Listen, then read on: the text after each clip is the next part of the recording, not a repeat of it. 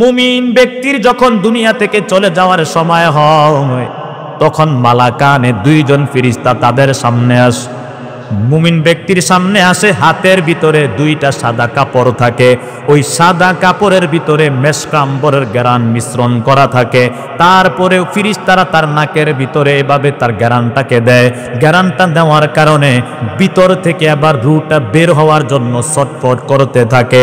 নবীজি বলেন, মুমিন ব্যক্তির রূহটাকে এমনভাবে কবজ করা হয়, পানির পাত্র থেকে পানির ফোঁটা পড়লে যেমন কষ্ট হয় না, মুমিন ব্যক্তির রূহটাকেও তেমন করে কবজ করা হয়। ওই মুমিন ব্যক্তিকে কোনো কষ্ট দেওয়া হয় না। তারপরে সাদা কাপড়ের ভিতরে রূহটাকে পেঁচাইয়া আহলান সাহলান মারহাবান বলতে বলতে প্রথম আসমানে নিয়ে যাওয়া হয়। প্রথম আসমানের ফেরেশতারা সুগন্ধি শুই না তাড়াতাড়ি তাদের প্রথম দরওয়াজা খুলে দেয়।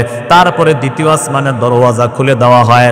এভাবে তৃতীয়, চতুর্থ, পঞ্চম, ষষ্ঠ, সপ্তম আসমান পর্যন্ত তার ফেরেশতারা তাদেরকে ওয়েলকাম জানায়, রূহটাকে ধন্যবাদ জানায়। এবার আল্লাহ তাআলা বলে, এই মুমিন ব্যক্তির আমল নামাটাকে ইল্লিয়িনে রেখে দাও। আর এই যে লম্বা সময়টা আসমান অতিক্রম করা, এর মাঝে আমাদের জানাজাও হয়ে যায়, দাফনও হয়ে যায়। যখন দাফন দেওয়া শেষ হয়ে যায়, আল্লাহ বলে তার রূহটাকে আবার তার কবরে ফেরত দিয়ে আসো। কবরে আবার মুমিন ব্যক্তিটার রূহটাকে ফেরত দেওয়া হয়। ফেরত দেওয়ার সাথে সাথে লোকটা আবার জীবিত হয়ে যায়। এবার দুইজন ফেরেশতা এসে আমাদেরকে বিভিন্ন প্রশ্ন করবে, মার রব্বুকা ওয়া মা দীনুকা ওয়া মান হাযার রাজুল। রবের পরিচয় দাও, ধর্মের পরিচয় দাও। নবীজিকে দেখাইয়া বলবে, লোকটাকে তোমরা চিনো নাকি, তুমি চিনো নাকি? প্রশ্নের উত্তর সঠিক হয়ে গেলে এবার আল্লাহ বলবেন, শরীর থেকে সাদা কাফনের কাপড়টা তোমরা খুলে ফেলো। তারপরে জান্নাতের পোশাক তাদেরকে খুলে দাও। জান্নাতের নেয়ামতের সাথে ওয়েটিং রুমের মতো তাদেরকে অ্যাডজাস্ট করে দাও। এবার সে কবর থেকে জান্নাতের নেয়ামত সে উপভোগ করতে থাকবে।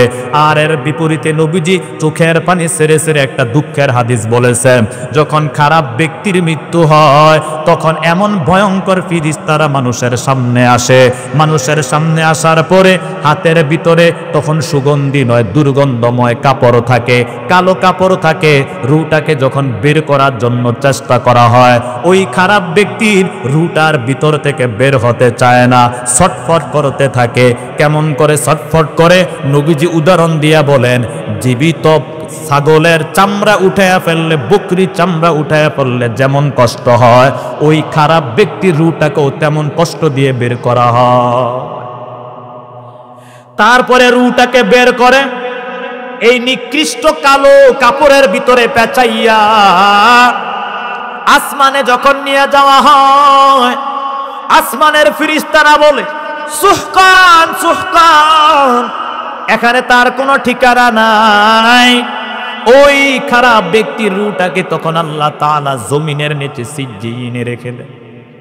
যখন দাফন দেওয়া হয়, ফেরেশতারা যখন প্রশ্ন করে, রবের পরিচয় দাও, ধর্মের পরিচয় দাও, নবীজিকে দেখাইয়া বলে, লোকটাকে চিনো নাকি?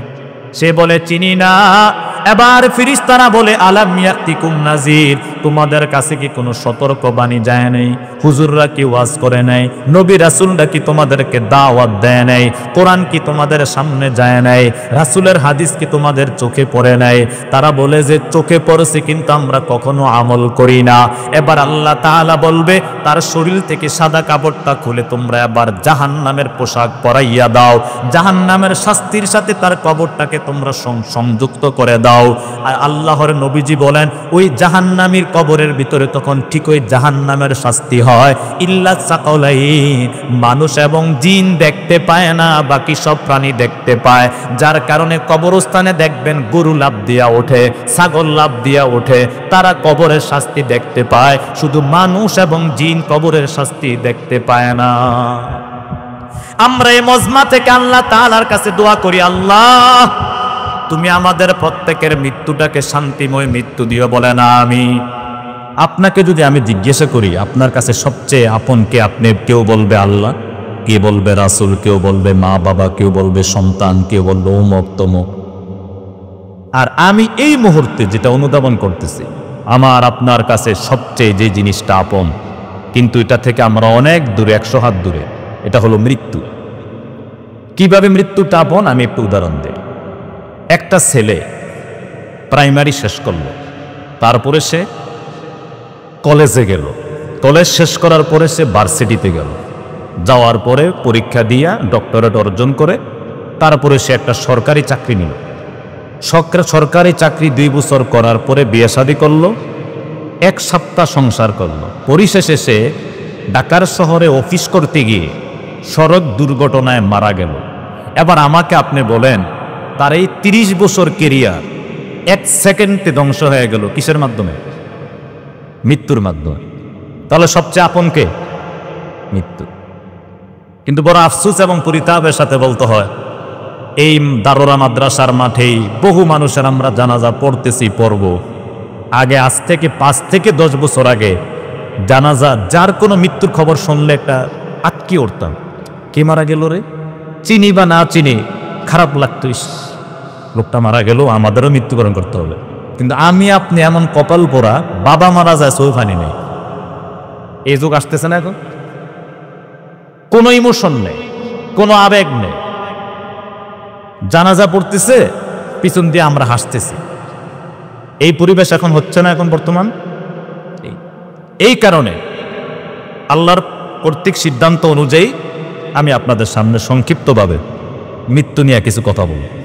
যে আয়াতটা আমরা সবাই শুনি, এটাকে আমরা শুধু রাজনৈতিক বক্তব্যের ভিতরে সীমাবদ্ধ রাখবো না, সামাজিক বক্তব্যে সীমাবদ্ধ রাখবো না, এটা অনুধাবন করার চেষ্টা করব। কুল্লু নাফসিন যায়কাতুল মউত, প্রতিটি প্রাণীকেই মৃত্যুর স্বাদ গ্রহণ করতে হবে।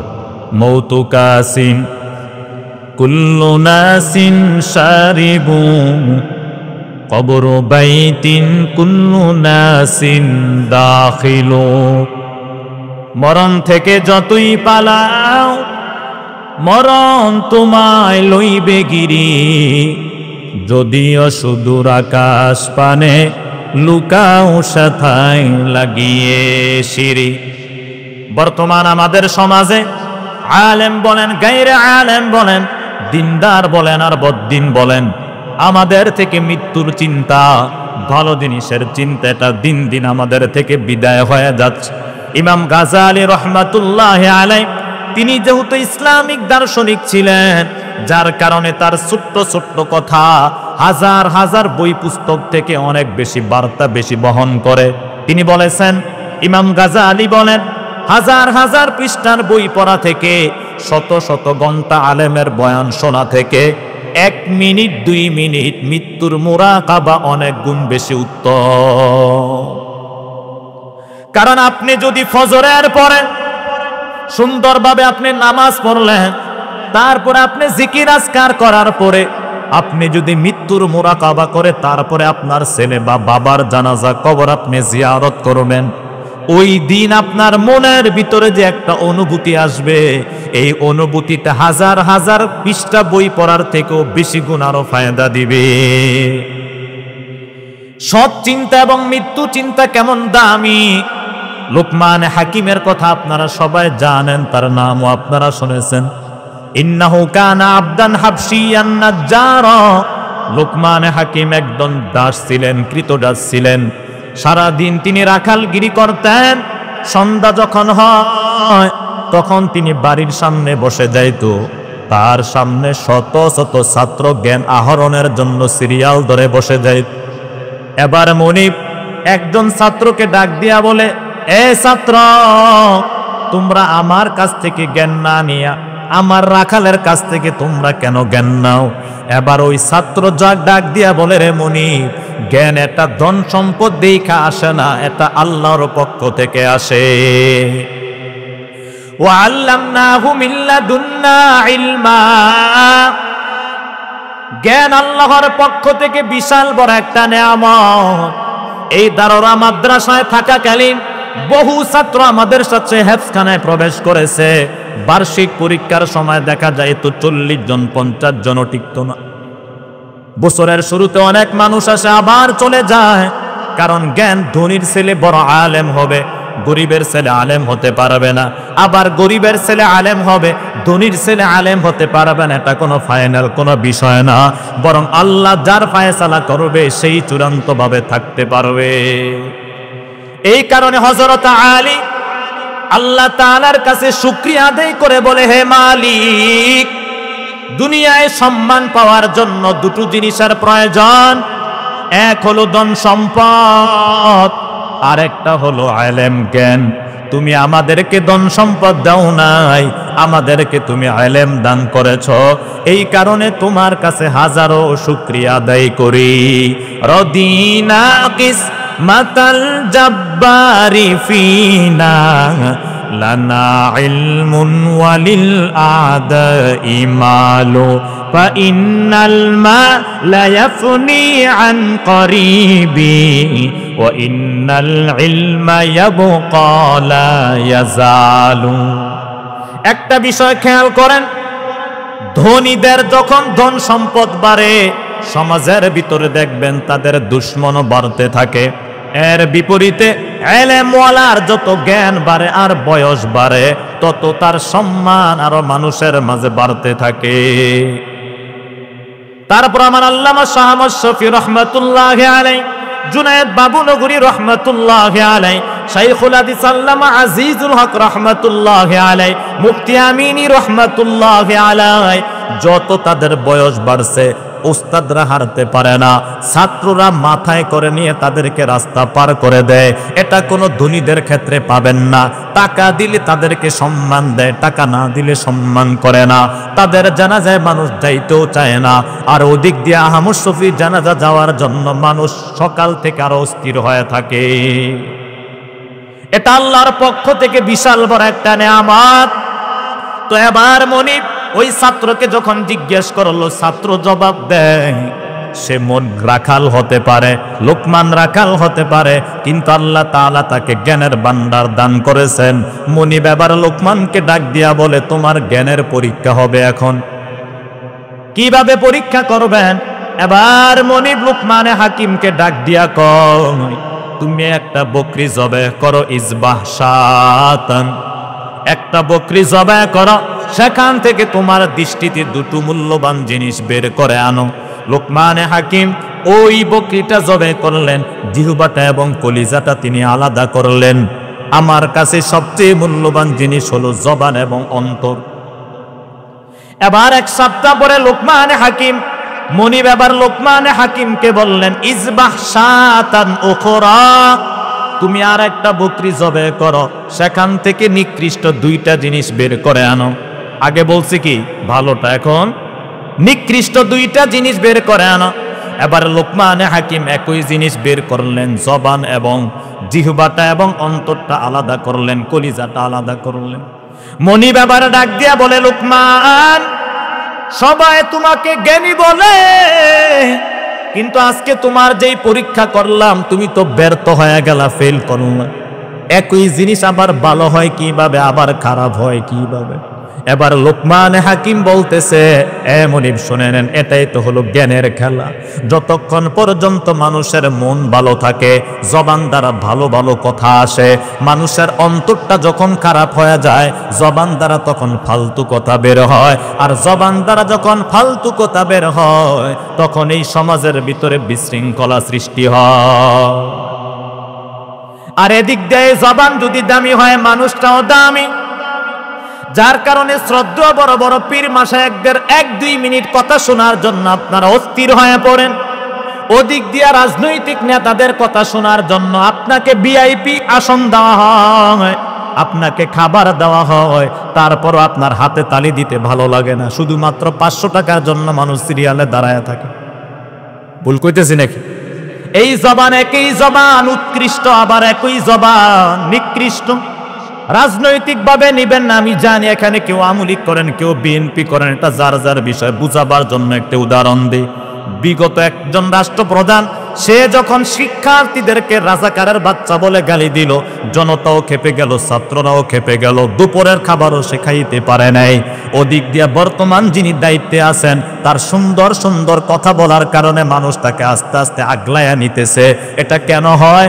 একমাত্র রাষ্ট্রপ্রধানের কয়েক মিনিট বক্তব্যের কারণে, জবানের কারণে।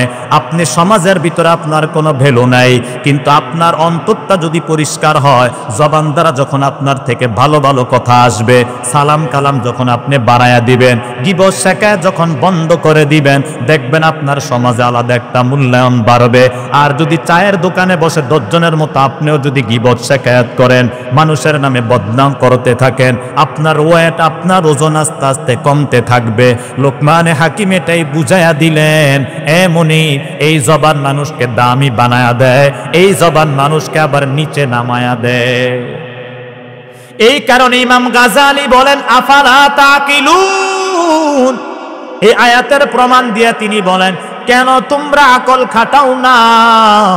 ঘন্টা কি ঘন্টা আপনারা ওয়াজ শুনতেছেন, যদি বিবেকটা না খাটান, আকল যদি না খাটান, এই ওয়াজ বলা এবং শোনা দ্বারা তেমন কোনো পরিবর্তন আসবে না। আর যদি আকল খাটায় খাটায় প্রত্যেকটা কথা শোনার আমরা বলার চেষ্টা করি, আমাদের জবানে আলাদা, জীবনের ভিতরে আলাদা একটা ব্যাপক পরিবর্তন আসবে। যার কারণে আল্লাহ তাআলা কয়েক পৃষ্ঠা পর পর তিনি বলেন আফালা তুবসিরুন, কেন তোমরা আকাশ দেখো না? আফালা তাকিলুন, কেন তোমরা আকল খাটাও না? আফালা ইয়ানজুরুনা ইলাল ইবিলি কাইফা খুলিকাত, কেন তোমরা পশু পাখির দিকে, উটের দিকে তোমরা তাকাও না? কেন তোমরা আসমানের দিকে তাকাও না? জমিনের দিকে কেন তোমরা তাকাও না? এই যে জমিন থেকে পানিগুলো বের হয়, আপনারা কল টিপ দিতেছেন, টিউবওয়েলে টিপ দিতেছেন, চাপ দিতেছেন, সেখান থেকে পানি বের হইতেছে। একবার যদি আল্লাহ তাআলা বলে দারুর এলাকার কোনো মানুষের টিউবওয়েল থেকে আমি আল্লাহ পানি বের করব না, কার বাপের বেটা আছে একবেলা মানুষকে পানি বের করে খাওয়াবে? বলেন আমাকে, অধিকার আছে কারো? যদি কথার কথা আল্লাহ বলে আসমান থেকে আমি বৃষ্টি দিব না, আল্লাহ সূরা মুলকের 30 নম্বর আয়াতে গ্যারান্টি দিয়া বলেন ফামাইয়াতিকুম বিমাইম মাইন, আমি আল্লাহ তাআলা যদি আসমান থেকে পানি না দেই, কে আছে আমার থেকে এক ফোঁটা পানি নামাবে? এই বিষয়গুলো একটু ঠান্ডা মাথায় আপনারা চিন্তা করবেন। ইমাম গাজালি রাহমাতুল্লাহি আলাইহি কথাটাই আপনাদেরকে আমাদেরকে বুঝাইতে চাইছেন। প্রিয় ভাইয়েরা, বলতেছিলাম যেটা মৃত্যু নিয়ে চিন্তা, আল্লাহ তাআলা সূরা বাকারার ভিতরে বলেন কাইফা তাকফুরুনা বিল্লাহি ওয়া কুনতুম আমওয়াতা, কেন তোমরা আমি আল্লাহকে অস্বীকার করো? ওয়া কুনতুম আমওয়াতা, অথচ তোমরা ছিলে সবাই মৃত। ফাআহইয়াকুম, আল্লাহ তাআলা আমাদেরকে জীবন দিলেন। আমি আপনাদেরকে একটু পিছনের দিকে নিয়ে যাই।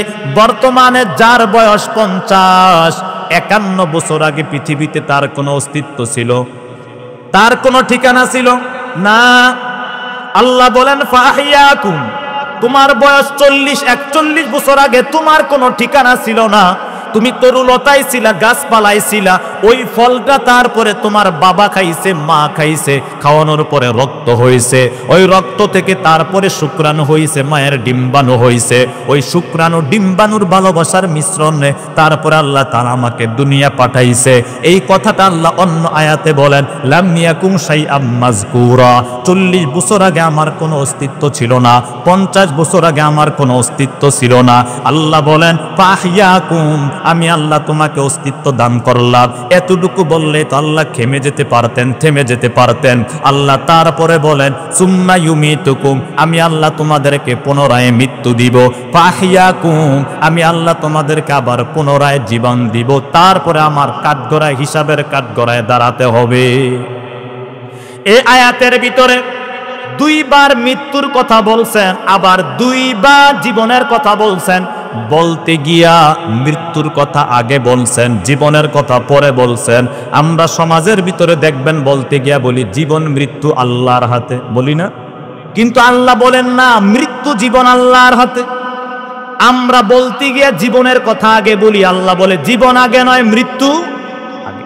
যারা সূরা মুলক পড়েন, তাবারাকাল্লাযী বিয়াদিহিল মুলক ওয়া হুয়া আলা কুল্লি শাইইন কাদির আল্লাযী খালাকাল মাউতা, আল্লাহ বলেন আমি আগে মৃত্যু সৃষ্টি করেছি, তারপরে জীবন। ওই যে শুরুতে বলেছিলাম মানুষের কোন জিনিস আপন নয়, চূড়ান্ত আপন হল মৃত্যু।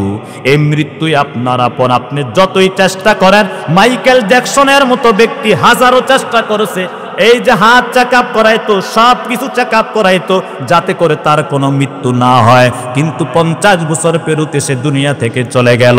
রাষ্ট্রপ্রধানদের মতো ভালো চিকিৎসা পৃথিবীতে কেউ করায় না, তাদেরও তো মৃত্যু হয়, মাটির সাথে তারা মিশে যায়। এই কারণে আল্লাহ তাআলা বলেন আল্লাযী খালাকাল মাউতা, আমি আল্লাহ তাআলা দুনিয়ার ভিতরে আগে মৃত্যুটাকে সৃষ্টি করলাম। একটা বিষয় মনে রাখবেন, এই পৃথিবীতে কারো যদি বাঁচার অধিকার থাকতো তাহলে আল্লাহ তাআলা আমার নবীদিকে তিনি দীর্ঘদিন বাঁচায়া রাখতেন, কারণ তার মতো আপন পৃথিবীতে কেউ নাই। আল্লাহ তাআলা সমস্ত নবীদেরকে দুনিয়ার ভিতরে মর্যাদা দান করেছেন, তাদের মর্যাদা আকাশ পর্যন্ত নেয় নাই। আল্লাহ নবীজির শানে বলেন ওয়ারাফা'না লাকা যিকরাক ফিল আযানি ওয়াল ইকামা ওয়া খুতবাতিল ঈদাইনি ওয়াল জুমআ। আযানের ভিতরে নবীজির নাম রাখছেন, একামত নবীজির নাম রাখছেন, দুরুদের ভিতরে শেষ বৈঠকে নবীজির নাম রাখছেন, ঈদের খুতবাও নবীজির নাম রাখছেন, জুমার খুতবাও নবীজির নাম রাখছেন, আরশের ভিতরে নবীজির নাম রাখছেন। ওই লোকটার যদি মৃত্যু হয়, আমি করিমউদ্দিন 63 বছরের উপরে চলে গেছে, কেন আমাদের মৃত্যুর ভয় আসে না? কেন আমাদের মৃত্যুর ভয় আসে না? কেন আমাদের হৃদয় পাথরের মতো শক্ত হয়ে গেল? একটু ভাববেন, চিন্তা করবেন, কত আর জীবন নিয়ে বাহাদুরি করব।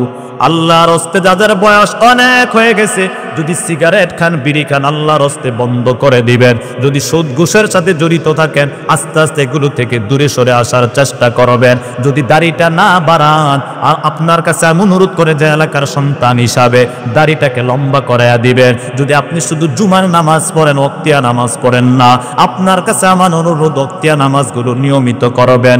আপনি যদি শুধু কোরআন শরীফটা আপনি রমজানে পড়েন, বাকি সময় পড়েন না, আপনার কাছে আমার অনুরোধ থাকবে 11 মাসও আপনি কোরআন শরীফ সকাল সন্ধ্যা তেলাওয়াত করার চেষ্টা করবেন। অনুরোধটা রাখবেন না? তো বলতেছিলাম, মৃত্যু হলো মানুষের সবচেয়ে আপন। এই মৃত্যুটা বাস্তবায়ন হয় কিভাবে?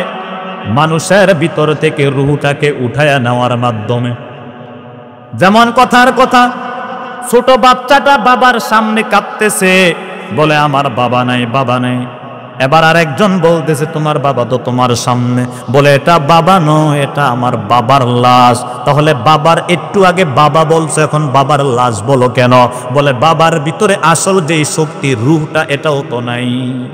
তাহলে মানুষের সব কিছু থাকতে পারে, ঘর থাকতে পারে, বাড়ি থাকতে পারে, প্রাইভেট বিমান থাকতে পারে, গাড়ি থাকতে পারে, কিন্তু রূহটা যদি না থাকে, ফেরাউনের লাশের যেমন 2 পয়সার ভ্যালু নাই, ঠিক তেমনি ভাবে রূহটাও উড়াল দিয়া চলে গেল, আমাদেরও 2 পয়সার ভ্যালু নাই। এই কথাটাই মক্কার কাফেররা নবীজিকে প্রশ্ন করেন, ওয়াসআলুনাকা আনির রূহ, এ আব্দুল্লাহর ছেলে মুহাম্মদ সাল্লাল্লাহু আলাইহি ওয়াসাল্লাম, তুমি আমাদেরকে রূহ সম্পর্কে তথ্য দাও, রূহ কাকে বলে? পয়গম্বর আরবি আল্লাহর পক্ষ থেকে জবাব দিয়া বলেন, কুলির রূহু মিন আমরি রব্বি, রূহ হলো আল্লাহ তাআলার পক্ষ থেকে আদেশ, এমন একটা আদেশ যেটা ধরা যায় না, ছোঁয়া যায় না, মাপা যায় না, আটকায় রাখা যায় না। কোনোভাবে আপনি কোনো জিনিসকে কখনো রূহকে আটকায় রাখতে পারবেন না।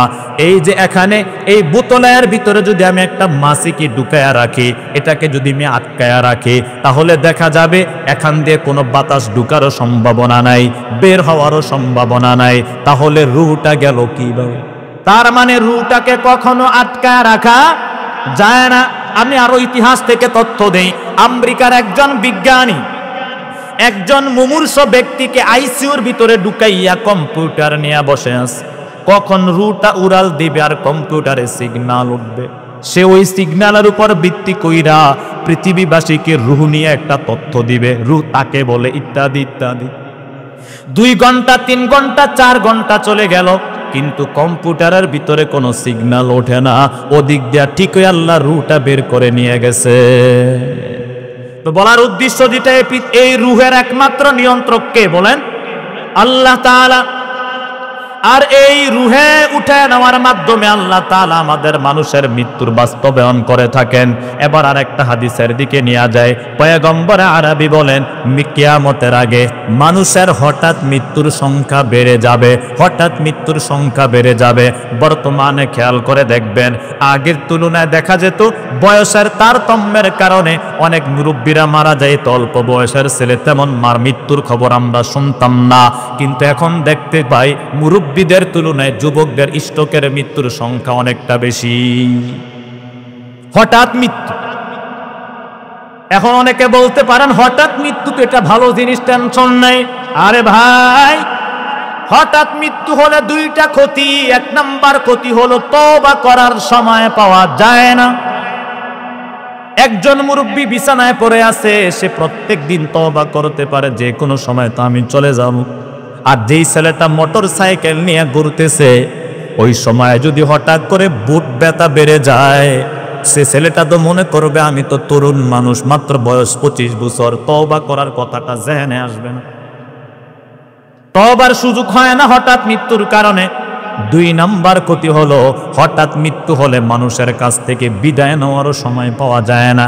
এই স্ত্রী, তোর সাথে আমি 30টা বছর সংসার করলাম, অনেক কষ্ট দিছি তোরে, আমি সংসারে শুরু লগ্নে অভাবের কারণে তোর অনেক ধমক দিছি, তোর উপর আমি অত্যাচারও করছি, এখন আমার মৃত্যুর সংবাদ চলে আসছে, কিছুক্ষণ পরে আমার দুনিয়া থেকে চলে যেতে হবে। আপনি যদি আপনার অর্ধাঙ্গিনীকে হাতটা জোর করে যদি আপনি দিল থেকে ক্ষমা চান, যত পাষাণ হৃদয়ের স্ত্রী হোক না কেন অবশ্যই আপনাকে ক্ষমা করে দিবে। আর আপনি যদি হঠাৎ করে মারা যান, আপনি কারো কাছ থেকে মাপ চাওয়ার সময় পাবেন না। এই কারণে নবীজি বলেন, আল্লাহ তুমি আমাকে হঠাৎ মৃত্যু থেকে আশ্রয়, মৃত্যু থেকে তুমি প্রার্থনা চাই। আপনারাও আল্লাহর কাছে দোয়া করবেন, আল্লাহ এমন অবস্থায় মৃত্যু দিও যে অবস্থায় তুমি আমাদের উপর সন্তুষ্ট থাইকো। আমরা অনেকে দোয়ার ক্ষেত্রে অনেকটা একটু সংশোধন করা উচিত। আমরা অনেকে বলি আল্লাহ নামাজরত অবস্থায় মৃত্যু দিও, হা এটাও ভালো দোয়া। অনেকে বলি আল্লাহ কোরআন তেলাওয়াত অবস্থায় মৃত্যু দিও, হা এটাও ভালো দোয়া। অনেকে বলেন যে আল্লাহ তওয়াফ করা অবস্থায় মৃত্যু দিও, এটাও ভালো দোয়া। কিন্তু আমি আপনাকে বলি, অনেক গুন্ডা ফান্ডা চোর ডাকাত তারা তওয়াফ করতে যায় কিনা বলেন? না, সত্য কথা যেটা বলেন কিনা, যায়। তার মানে যে তিনি তওয়াফ করলেই যে আল্লাহ সন্তুষ্ট হয়ে যাবে, বিষয়টা কি এমন না? এই কারণে সূরা হজর আল্লাহ কি বলছে, ইয়া আইয়াতুহান নাফসুল মুতমাইন্নাহ ইরজিই ইলা রাব্বিকি, তারপর রাদিয়াতাম মারদিয়া। ফেরেশতারা যখন আপনার রূহটাকে বের করবে, তখন ওই ফেরেশতা আপনাকে বলবে, হে রূহ এমন অবস্থায় ফিরত আসো যে অবস্থায় তোমার রব তোমার উপর সন্তুষ্ট। আপনার রব আপনার উপর যদি সন্তুষ্ট থাকে, আপনি যদি ক্ষেতের আইলে কাজ করেন আপনি জান্নাতি। আপনার রব যদি আপনার উপর সন্তুষ্ট থাকে, আপনি যদি রিকশা চালান আপনি জান্নাতি। আপনার রব যদি আপনার উপর সন্তুষ্ট থাকে, বাইতুল্লাহ থাকা অবস্থা থাকলে আপনি জান্নাতি। আপনার রব যদি আপনার উপর সন্তুষ্ট থাকে, আপনি ঘুমে থাকলেও জান্নাতি। আর আপনি সজাগ আছেন, কথার কথা আপনি রাস্তা দিয়ে হাঁটতেছেন, কিন্তু আল্লাহ আপনার উপর সন্তুষ্ট না, এটা কখনো ভালো মৃত্যু হওয়ার সম্ভাবনা নাই। তো বলতেছিলাম যে কোনো সময় মানুষের ভিতর থেকে রূহটা উড়াল দিয়ে চলে যেতে পারে, কিন্তু প্রত্যেকের মৃত্যুটা কখনো ভালো হয় না। অনেক সময় দেখবেন অনেক মানুষের মৃত্যুর সময় কপালটা ঘামায়া যায়। নবীজি বলেন, কারো মৃত্যুর সময় যদি কপালটা ঘামায়া যায়, ধরে নেওয়া যেতে পারে তার মৃত্যুটা ভালো মৃত্যু। আবার অনেক সময় অনেক মানুষের মৃত্যুর সময় তাদের অবস্থা অনেক বিচলিত অবস্থায় হয়ে যায়, এটা অনেক সময় খারাপ মৃত্যুর অশনি সংকট দেয়। তবে জান্নাত জাহান্নামী ফায়সালা কেউ দিতে পারবে না, কারণ কে জান্নাতি কে জাহান্নামী একমাত্র জানে কে। কিন্তু ভালো এবং খারাপ মৃত্যুর আলামত বলা যেতে পারে। যেমন নবীজি হাদিসের ভিতরে লম্বা একটি হাদিস বর্ণনা করেছেন বারা ইবনে আযেব থেকে। বারা ইবনে আযেব বলেন, আমরা রাসূলের সাথে একবার এক আনসারীর জানাজায় শরীক হলাম। নবীজি আবার কবরস্থানে যাওয়ার পরে লাঠি দ্বারা এবার জোরে জোরে 3টা বাড়ি দিলেন। বাড়ি দেওয়ার সাথে সাথে সাহাবায়ে কেরাম নবীজির সামনে বসে গেলেন, একমাত্র ছাত্র হিসাবে উস্তাদের সামনে বসে গেলেন। নবীজি আবার সাহাবীদেরকে বললেন, ও সাহাবায়ে কেরাম, তোমরা কি জানো মুমিন ব্যক্তির রূহটাকে কিভাবে কবজ করা হয়? সাহাবায়ে কেরাম সবসময় আদবের সাথে বলতেন, আল্লাহ এবং তার রাসূল ভালো জানে। এটাই তো আদব। উস্তাদ থেকে ছাত্র যদি বেশিও জানে, অনেক সময় উস্তাদের সম্মানে আমরা চুপ থাকি কিনা? চুপ থাকি, কারণ উস্তাদকে আমি ছোট করতে চাই না। তো সাহাবায়ে কেরাম নবীজির সামনে বলতেছে আল্লাহ এবং তার রাসূল ভালো জানে। এবার ওই পয়গম্বর আরবি সাহাবীদের সামনে একটা লম্বা হাদিস বললেন। 1 নাম্বার হাদিস বললেন, কেউ যদি জানাজায় অংশগ্রহণ করে তাহলে তার আমলনামায় 1 উহুদ পাহাড় সমপরিমাণ সওয়াব লিখে দেওয়া হয়। আর কেউ যদি জানাজার পরে দাফন দেওয়ার কাজে অংশগ্রহণ করে তাহলে তারা আমলনামায় 2 উহুদ পাহাড় সমপরিমাণ সওয়াব লিখে দেওয়া হয়। যারা উমরা করেছেন নাঈম ভাইয়ের সাথে বা যে কোনো ব্যক্তির সাথে, উহুদ পাহাড় 4টিখানে কোনো পাহাড়ের কোনো কথা না, লম্বা, অনেক লম্বা, মদিনার পাশেই কোলগে সেটা দেখা যায়। এবং পাহাড়ের ভিতরে যতটুকু না বিজ্ঞানীরা বলে পাহাড় যতটুকু না উপরে, তার বেশি আরো জমিনের নিচে থাকে। ওই উহুদ পাহাড়টাকে যদি এক পাল্লায় রাখা হয় তাহলে আপনার কি পরিমাণ সওয়াব হবে আবার চিন্তা করেন। তো পয়গম্বর আরবি বলেন, নবীজি আবার তাদের সামনে লম্বা হাদিস বর্ণনা করতে গিয়ে বলেন, মুমিন ব্যক্তির যখন দুনিয়া থেকে চলে যাওয়ার সময় হয় তখন মালাকানে 2 জন ফেরেশতা তাদের সামনে আসে। মুমিন ব্যক্তির সামনে আসে, হাতের ভিতরে 2টা সাদা কাপড় থাকে। ওই সাদা কাপড়ের ভিতরে মেশকা আম্বরের ঘ্রাণ মিশ্রণ করা থাকে। তারপরে ফেরেশতারা তার নাকের ভিতরে এভাবে তার ঘ্রাণটাকে দেয়। ঘ্রাণটা দেওয়ার কারণে ভিতর থেকে আবার রূহটা বের হওয়ার জন্য ছটফট করতে থাকে। নবীজি বলেন, মুমিন ব্যক্তির রূহটাকে এমনভাবে কবজ করা হয়, পানির পাত্র থেকে পানির ফোঁটা পড়লে যেমন কষ্ট হয় না, মুমিন ব্যক্তির রূহটাকেও তেমন করে কবজ করা হয়। ওই মুমিন ব্যক্তিকে কোনো কষ্ট দেওয়া হয় না। তারপরে সাদা কাপড়ের ভিতরে রূহটাকে পেঁচাইয়া আহলান সাহলান মারহাবান বলতে বলতে প্রথম আসমানে নিয়ে যাওয়া হয়। প্রথম আসমানের ফেরেশতারা সুগন্ধি শুই না তাড়াতাড়ি তাদের প্রথম দরওয়াজা খুলে দেয়। তারপরে দ্বিতীয় আসমানের দরওয়াজা খুলে দেওয়া হয়। এভাবে তৃতীয়, চতুর্থ, পঞ্চম, ষষ্ঠ, সপ্তম আসমান পর্যন্ত তার ফেরেশতারা তাদেরকে ওয়েলকাম জানায়, রূহটাকে ধন্যবাদ জানায়। এবার আল্লাহ তাআলা বলে, এই মুমিন ব্যক্তির আমলনামাটাকে ইল্লিয়িনে রেখে দাও। আর এই যে লম্বা সময়টা আসমান অতিক্রম করা, এর মাঝে আমাদের জানাজাও হয়ে যায়, দাফনও হয়ে যায়। যখন দাফন দেওয়া শেষ হয়ে যায়, আল্লাহ বলে তার রূহটাকে আবার তার কবরে ফেরত দিয়ে আসো। কবরে আবার মুমিন ব্যক্তিটার রূহটাকে ফেরত দেওয়া হয়।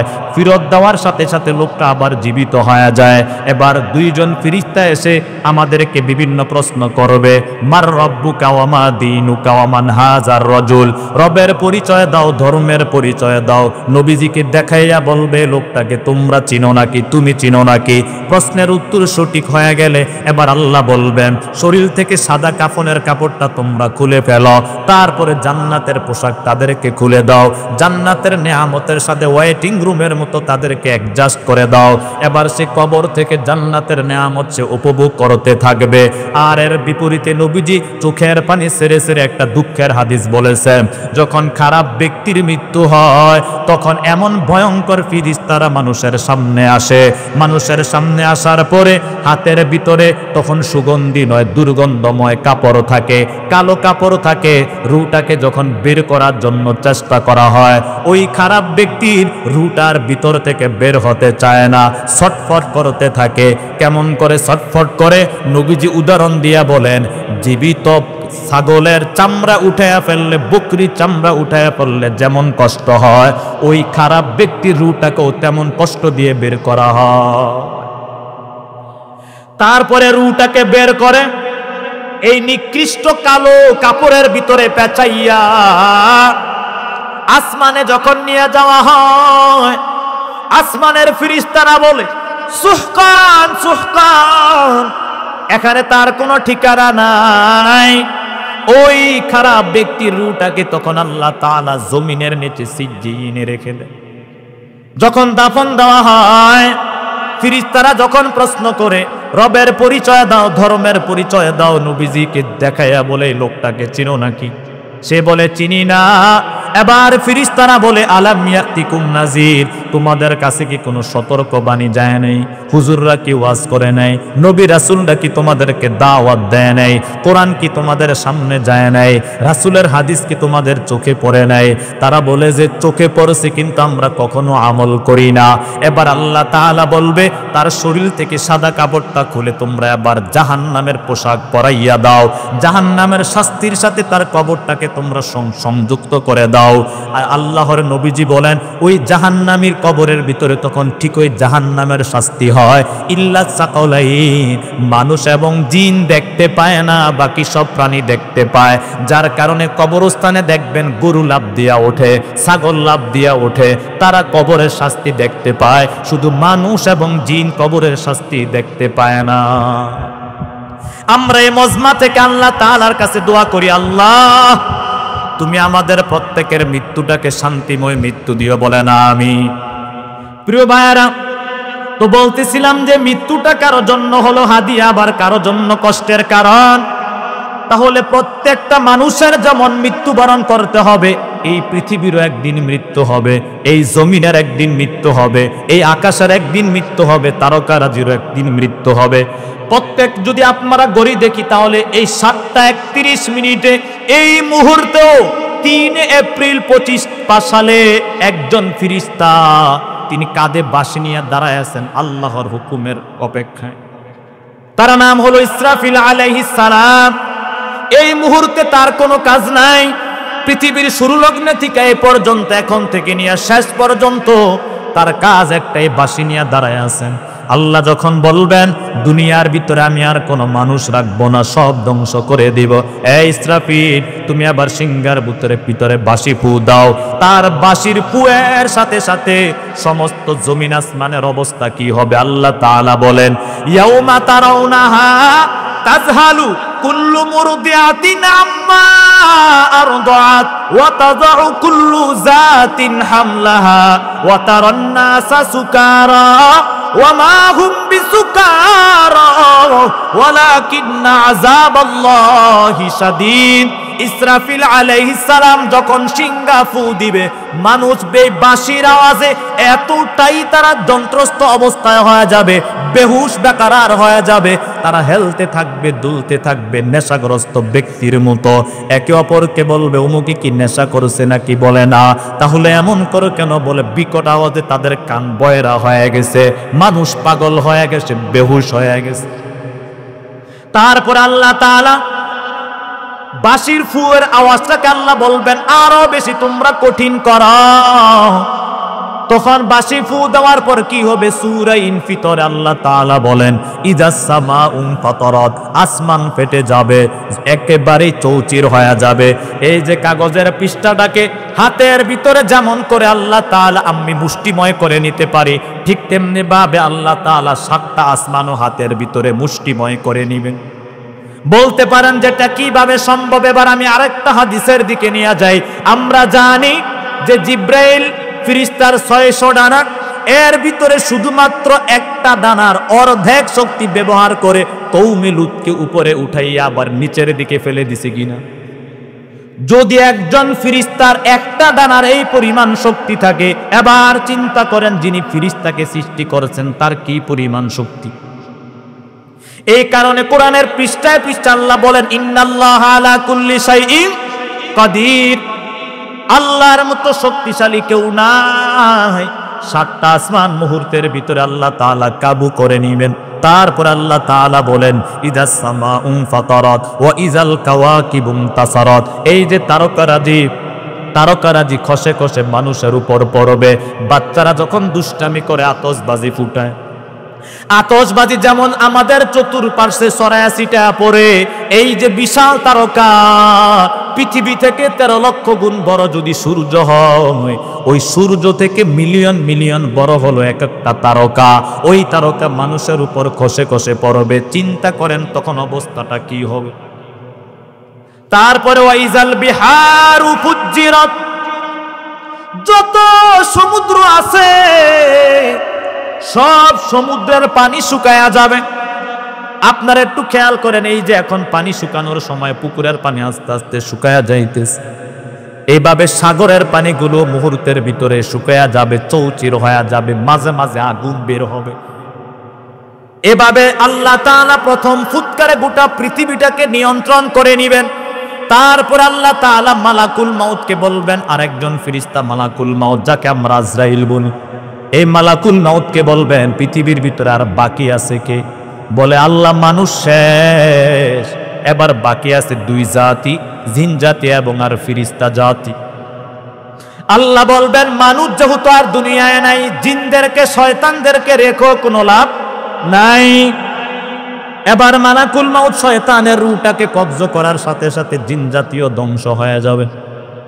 এবার আল্লাহ মালাকুল মাউতকে বলবেন পৃথিবীর ভিতরে আর কে বাকি আছে?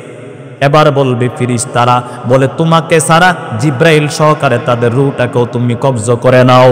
এবার পৃথিবীর ভিতরে মানুষও নাই, জিনও নাই, তারপরে ফেরেশতারাও নাই, শুধু মালাকুল মাউত আর আল্লাহ বাকি আছেন। এবার মালাকুল মাউত মনে মনে খুশি, আল্লাহ মনে হয় আমাকে জীবিত রাখবেন।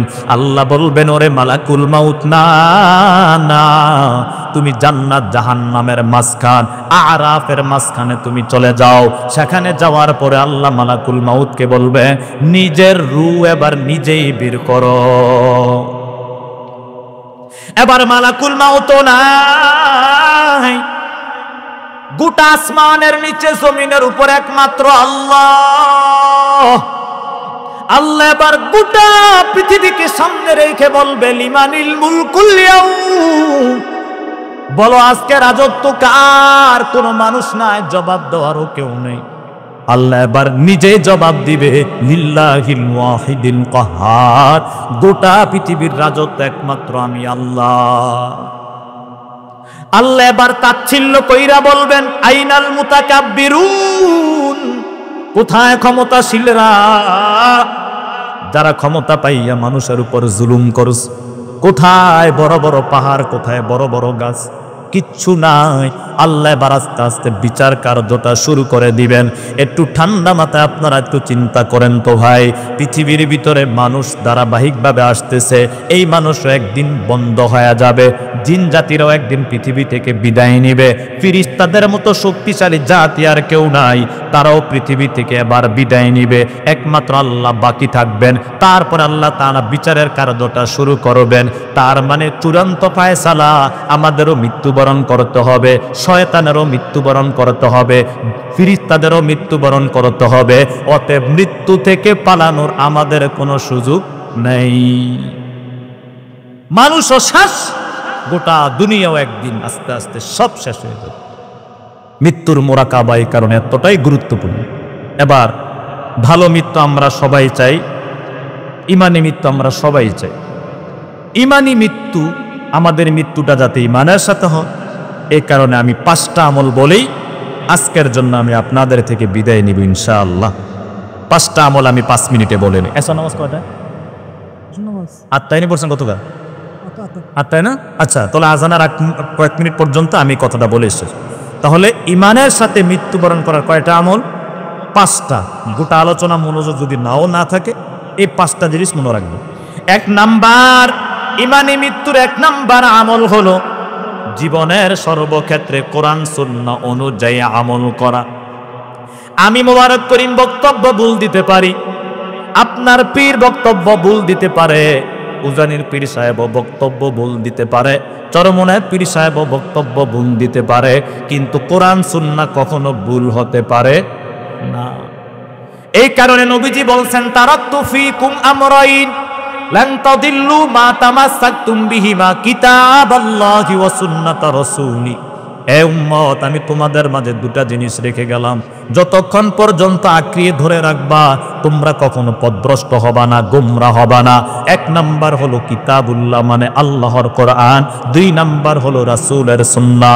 এই কারণে আমার বক্তব্য, আপনার বক্তব্য, যে কোনো মানুষের বক্তব্য শোনার আগে সচেতন মুমিন হিসাবে যাচাই বাছাই করা উত্তম। কারণ বক্তব্য যে কোনো ব্যক্তির কি হইতে পারে? ভুল হইতে পারে। তো ইমানি মৃত্যুর 1 নাম্বার আমল বললাম কোরআন সুন্নাহ অনুযায়ী আমল করা।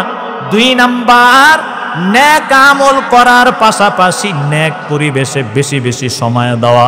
আমরা অনেকে 5 ওয়াক্ত নামাজ পড়ি, কিন্তু যাদের সাথে চলাফেরা করি তারা অধিকাংশ দেখা যায় গীবত শিকায়াত করে, ফালতু কথা বলে, আজে বাজে কথা বলে। আপনি যে 5 ওয়াক্ত নামাজ পড়ে গেলেন, একটা গীবত করার কারণে 5 ওয়াক্ত নামাজ মুহূর্তের ভিতরে মেসার আগুন দ্বারা জ্বালাইয়া ধ্বংস করে দিলেন। নেক আমলের পাশাপাশি নেক পরিবেশে থাকা। নবীজির সিরাতে একটা যুদ্ধ সংগঠিত হয়েছে, এটাই যুদ্ধের নাম হলো তাবুক যুদ্ধ। 80 জন মুনাফিকের খপ্পরে পড়ে 3 জন সাহাবী যুদ্ধে যায় নাই। পরিশেষে 80 জন মুনাফিক নবীজির কাছে মিথ্যা কথা বলে মাপ চাইছে, আর এই 3 জন সাহাবী নবীজির কাছে গিয়া ক্ষমা চাইছে। আল্লাহ 50 দিন পরে তাদের তওবা কবুল করেছে একটা শর্তের বিনিময়ে। কয়টা শর্ত? কুনু মা সাদিকিন। তোমরা 3 জন তো যুদ্ধে যাওয়ার কথা কেন যাও নাই? মুনাফিকদের সাথে চলার কারণে সাবধান। মৃত্যুর আগ পর্যন্ত কখনো খারাপ মুনাফিকদের সাথে চলাফেরা করবা না, নেককারদের সাথে চলাফেরা করবা। আপনাদের মুরব্বীদেরকে আমি অনুরোধ করে যাই, যুবকদেরকেও বলে, নেক আমল যতটুকু না করেন, কিন্তু যাদের সাথে চলবেন অবশ্যই নেককার হতে হবে। ইমানি মৃত্যুর 3 নাম্বার আমল হলো ইমানকে নবায়ন করা। খেয়াল করেন, ওযু ভাঙ্গার কারণ জানি, নামাজ ভাঙ্গার কারণ জানি, রোজা ভাঙ্গার কারণ জানি, ইমান যে ভেঙ্গে যায় এটা আমরা অনেকে জানি না। নবী যে কারণে বলেন সকালে তোমরা ইমান নবায়ন করো, বিকালে তোমরা ইমান নবায়ন করো। কারণ শেষ জমানায় মানুষ সকালবেলা মুমিন থাকবে, বিকাল বেলায় কাফের হয়ে যাবে। কত মানুষ যে কথাবার্তা বিশ্বাসে ইমান নষ্ট হয়ে যাইতেছে তার কোনো খবর নেই। এই কারণে সকাল সন্ধ্যা ইমানকে নবায়ন করা। 4 নাম্বার ইমানে মৃত্যুর আমল হলো মেসওয়াক করা। আমি আবারও বলি, এই আধুনিক যুগে আমি আপনাকে ব্রাশ করতে নিষেধ করি না, আপনি ব্রাশ করেন, কোনো সমস্যা নাই। কিন্তু নামাজের ওযুর আগে অবশ্যই মেসওয়াক করা, কারণ রাসূলের জীবনের সর্বশেষ সুন্নত ছিল মেসওয়াক। এই কারণে ওযুর আগে অবশ্যই মেসওয়াক করবেন, তাহলে আপনার মৃত্যুর সময় কালেমা নসিব হবে। ইমানি মৃত্যুর সর্বশেষ 5 নাম্বার আমল হলো ইমানি মৃত্যুর জন্য বেশি বেশি আল্লাহ তাআলার কাছে দোয়া করা। হে আল্লাহ, নামাজ এটা কোনো অহংকারের কিছু না, হজ এটা অহংকারের কিছু না। তুমি তোমার উপর তোমার দয়ায় তুমি আমাদেরকে জান্নাত দিও, হেদায়েতের উপর রাখো। বহু নেককার মানুষও শেষ যুগে পথভ্রষ্ট হয়ে যায়। এই কারণে সূরা ফাতিহায় আল্লাহ তাআলা আমাদের উপর ওয়াজিব করে দিয়েছেন, ইহদিনাস সিরাতাল মুস্তাকিম। মৃত্যুর আগ পর্যন্ত হেদায়েতের দোয়া করবেন। কখনো নিজের উপর বিশ্বাস রাখবেন না যে আমি তো হেদায়েতের উপর আছি, কারণ যে কোনো সময় শয়তান আমাদেরকে গুমরা করতে পারে। কত আলেম, কত দলের আমি পথভ্রষ্ট হয়ে যায় না?